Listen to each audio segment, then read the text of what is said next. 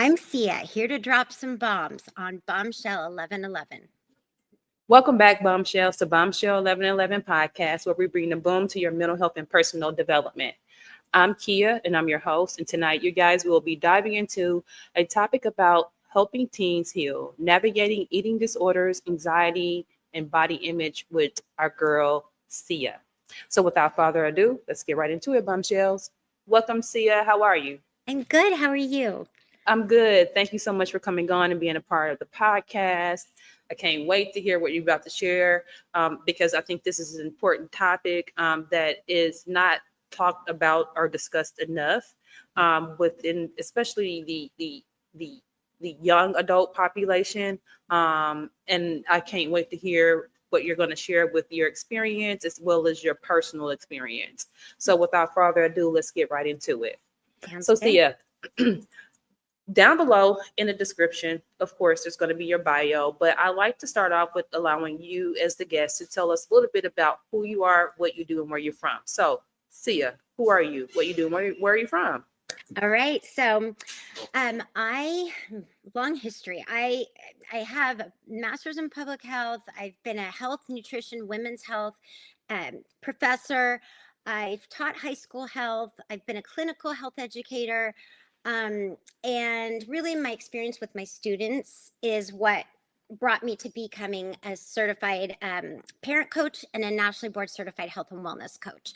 So all of that together, plus my family experience, we've got 3 generations of eating disorders, whether my family likes it or not. That's the way we are. And when my daughter showed up with some symptoms, I was like, no, it stops now. It's going to stop. So that's kind of a brief little nutshell of me. And now I'm a parent coach, and I created a program called Move Forward.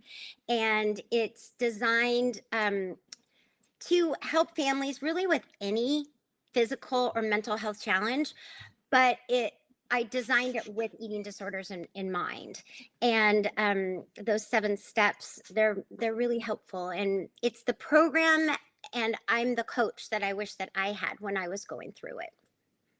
So, Siah, can you share a bit about your personal experience growing up with family members struggling with eating disorders, and how has that shaped your approach as a coach? Yeah. So I'll start with this is my dad is actually the one who had the really bad eating disorder, and he was a psychologist and a male in the 80s, right? And so nobody pinned it as an eating disorder, but other female members in my family had anorexia, or I myself had body dysmorphia. I had probably a year of disordered eating / close to an eating disorder, but I turned that around because I recognized this as a problem. And my dad, it was, the women would get called out, but my dad, even other doctors, he doesn't know. He looked strong and healthy, and he's a runner, and he just really takes care of himself. And he ended up dying of heart failure, which is what people with eating disorders usually die from. So it was complicated. But I will say, when I started teaching and studying public health, the obesity epidemic was the big push, especially in children. And that's kind of where I started, but I always stayed in the middle lane because I was never going to talk too much about being overweight or being, looking a certain way, because I knew the other end of it. And that's still my philosophy today is we just need to be balanced and healthy. And an eating disorder is a coping tool. It's not about the food. It's about having control, feeling out of control. We can always feel like we can control what we're eating or what the number on the scale says. So that's where that comes from. So I'm very authentic, straightforward about it. And whether it's an OCD client or somebody with anxiety or stress, I share my experience, and I'm like, this is how my family deals with stress. So let's just not have the shame, and let's tackle it.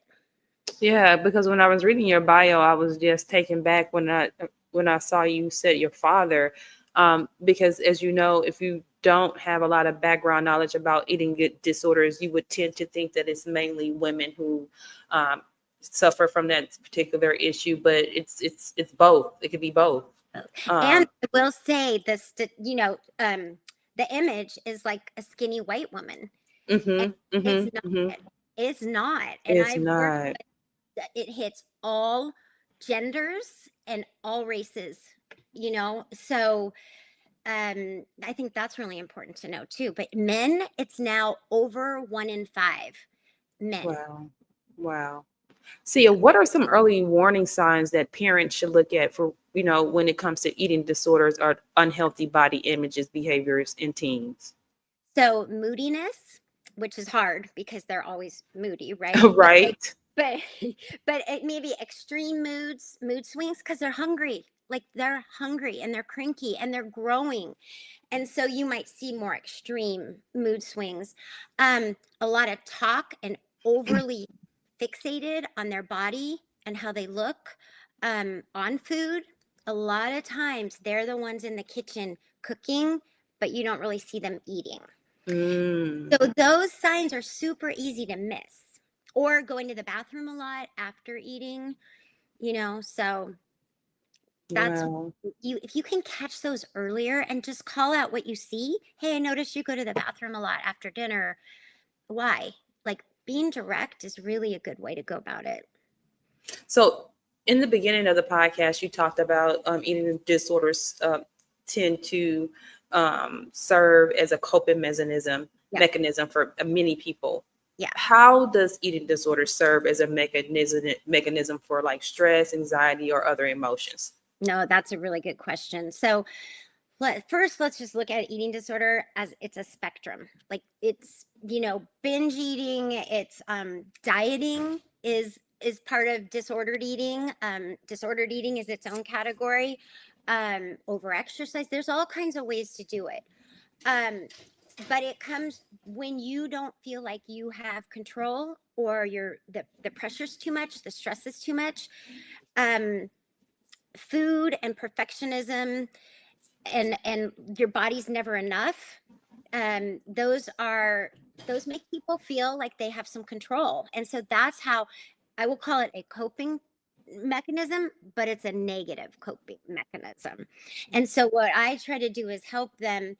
Let's figure out, okay, that brings you relief, but let's figure out some positive coping mechanisms we can swap out to give you that same and even better relief. Does that make sense?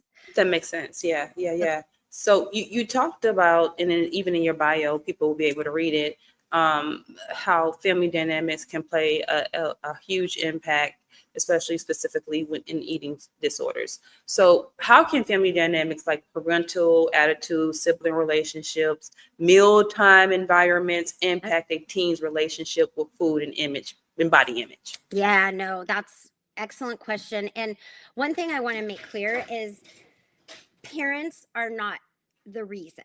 Like it's never, it always feels like it's all our fault. And we may have a role. It's a bunch of factors though. So, even if dinner times aren't always on the table or they're not always perfect meals, like that's not why. But making meals well-rounded and not shaming, not you didn't eat enough or you ate too much, like none of that. Just put like very balanced meals on the table, and this is what we're eating. And even finding out a little bit maybe about why we need to eat protein, whole grain carbs, and healthy fats, and explaining to the kids, this is why, this is what I'm serving you for dinner. The other thing is not complaining about your body or food or dieting, because it's what they see and what they hear that's something that can contribute. But I do want to be careful, never make parents feel to blame. But we have a role, that's fair to say. So I'll share a little story with you. Part of the reason why I got into mental health, so to speak, is because I had a cousin. She had an eating disorder, and we were like super, super close, super close. And I noticed that when she ate food, she would always go to the bathroom. And then we were so close that we would share anything with each other. And one day I asked her, why do you always go to the bathroom? And she told me I go to throw up. Oh, she told you. I Yeah. was like, what?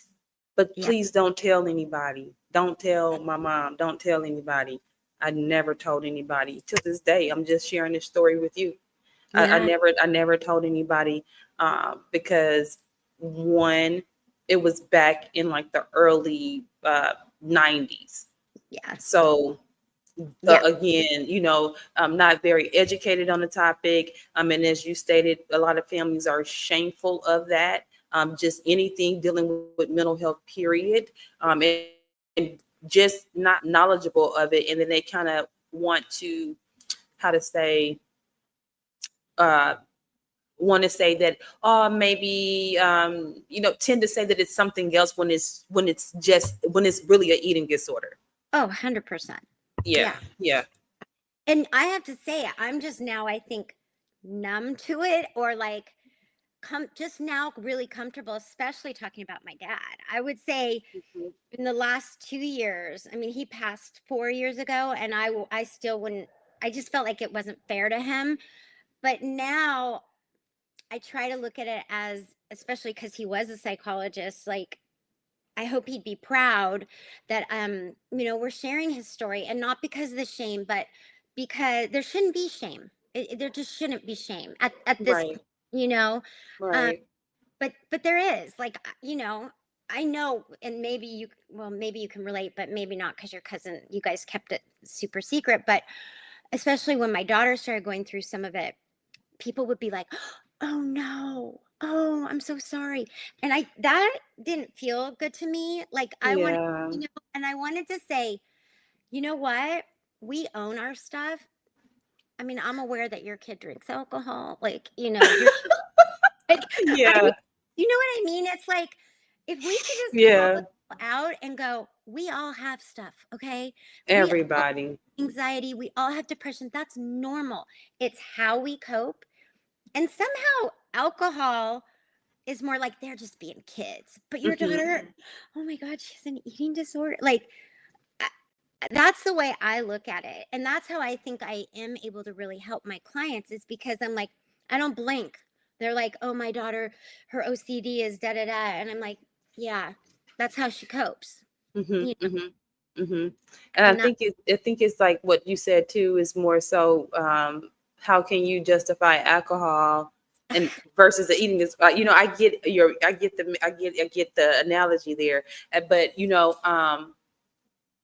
I feel like with eating disorders, how to say it, people tend to think, people are not as educated on it, yeah, Sia. So yeah. they tend to think that it's just a typical thing that you see on TV. So people down to the bone, where you see their rib cages and things like that, people just typically think that, and that's, oh my God, like, some people look as healthy as you and I, but they Oh, still have the eating disorder. so important to say that. Thank you. Yes. And I will say, I don't have the statistic in front of me, but the majority of people with eating disorders are overweight. Hmm. And that skinny little waif, that they're almost going to get the treatment. And I hate to say that, because it's toward the bad end, but they might get the treatment, whereas somebody like you and I, we could, just like my dad, I mean, he got away with, I hate to say it like that, but society has a big role in this. Hmm.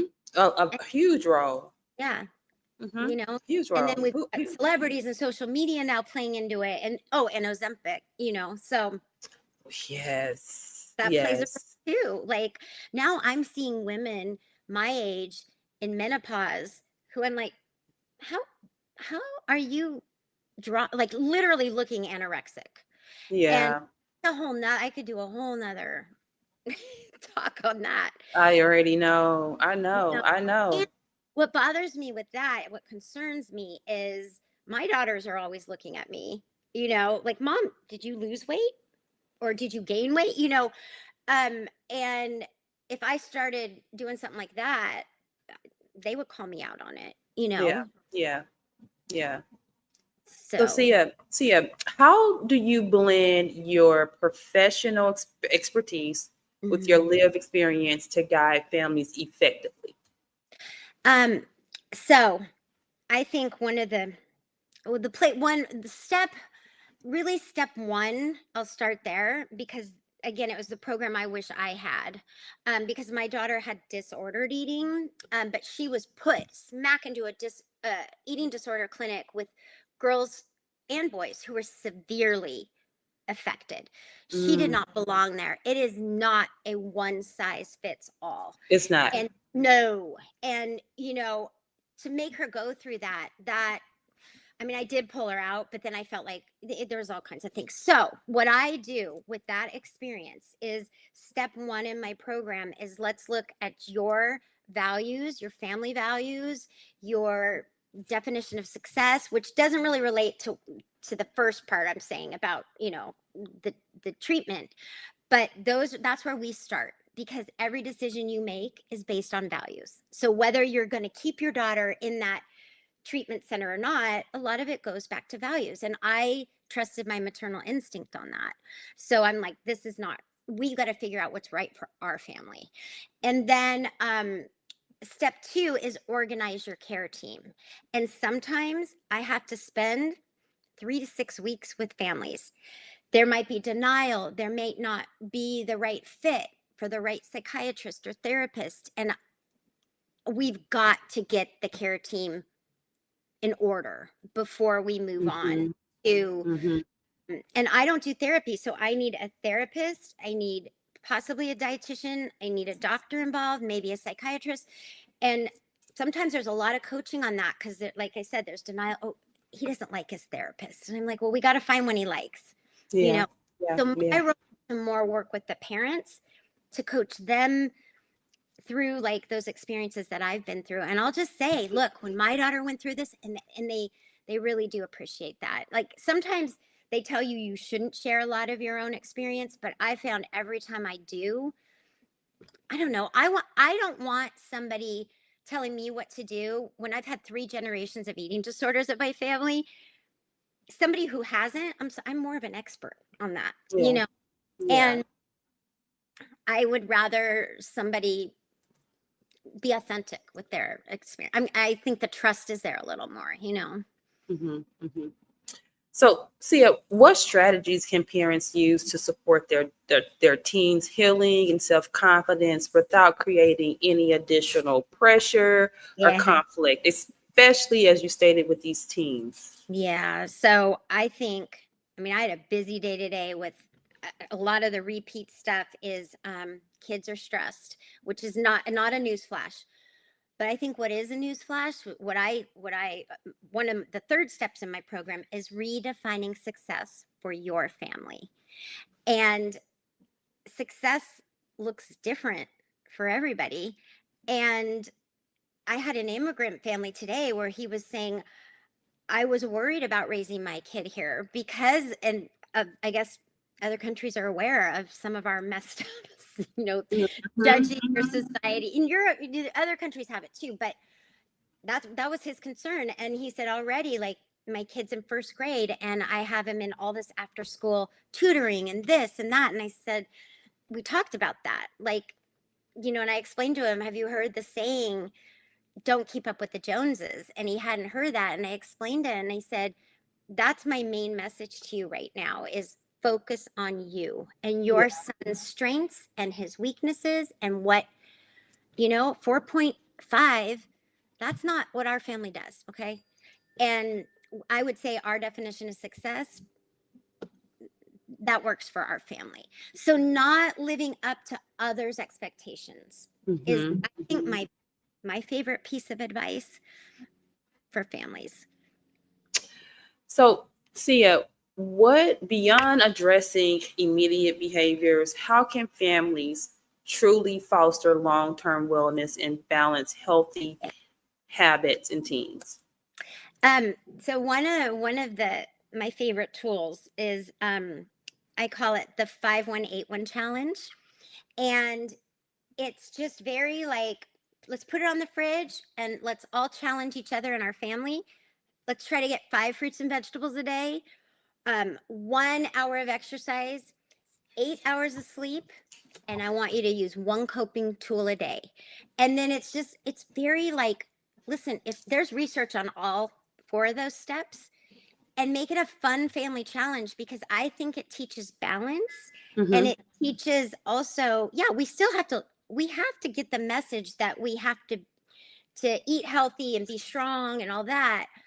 But again, balance, not either side of that eating disorder spectrum.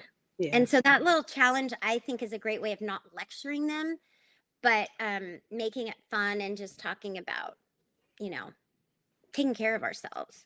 So I have a lot of success with that. Families enjoy that. So, Siah, I know that you have a couple of books that you've written as well. Could you talk about a couple of books that you think that would be beneficial for tonight's podcast for families, and let them know where you could purchase those books? Yeah. So my 2 new books, one is Redefining, shocker that that's the name of it, Redefining Success for Every Individual Child, based on family flow and fit. And family flow and fit, I've kind of explained them, but your family, those 4 walls, whoever's living in there, that's what matters most. And then flow is a concept. Figure out your child's strength and passions, and everything else should fit into whatever your family values are, your definition of success, and your child's strengths and passions. Don't put them in AP math if they're not a math student. Right. And there's too much of that. And like, let them feel success and failure. They need to feel both. So that's what that book is about. And then my second one is This Stops Now, Shattering the Patterns of Perfection and Parenting in Overdrive. And that one's similar, but it's got a lot of, I call it the companion books, because they're little. They're like 100 pages. But what I've been told is people love them because they get right to the point, kind of like me, like right to the point. And here's some specific walk away tools, cut through all the nonsense out there, and things you can do right away. And so that second one's actually got like little worksheets and like Redefining Success. Sit down and talk about success with your family, things like that. So, And where can I get the books? Where can I get the books, Siah? Yes, they're on Amazon, or through my website, or through me. If you look on my website, you can get them there. And you guys, I will have her website down below in the description box, so you guys can just click on the link and you should be able to go straight to her website to look at those books that she's talking about. Siah, before we head out of here tonight, what's one piece of advice you'd like to leave with parents who are worried about their teen and just don't know where to start or what to do?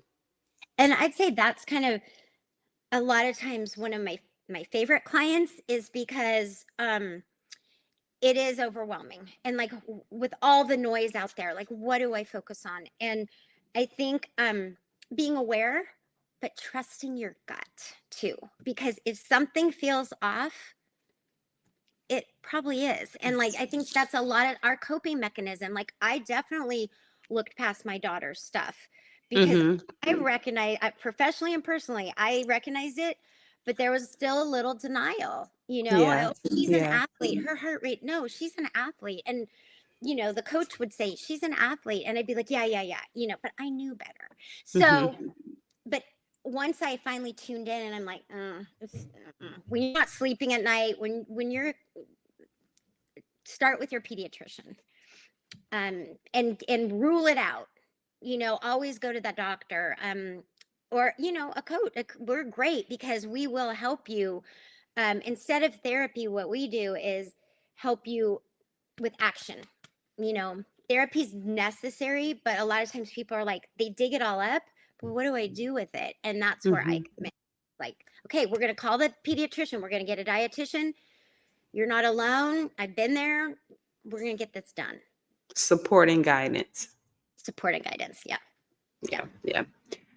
Siah, how can a listening audience get connected to you for your services or more information? And as you stated, to get your books. So my website is siahfriedcoach.com. So it's SIAHFRIED coach.com. You could email me, Siah_Fried at Yahoo.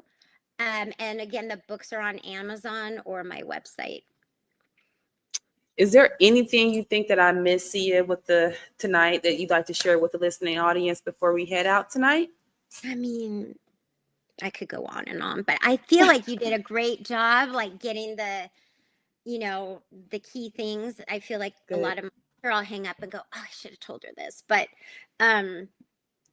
yeah, you don't need a crisis to make a change.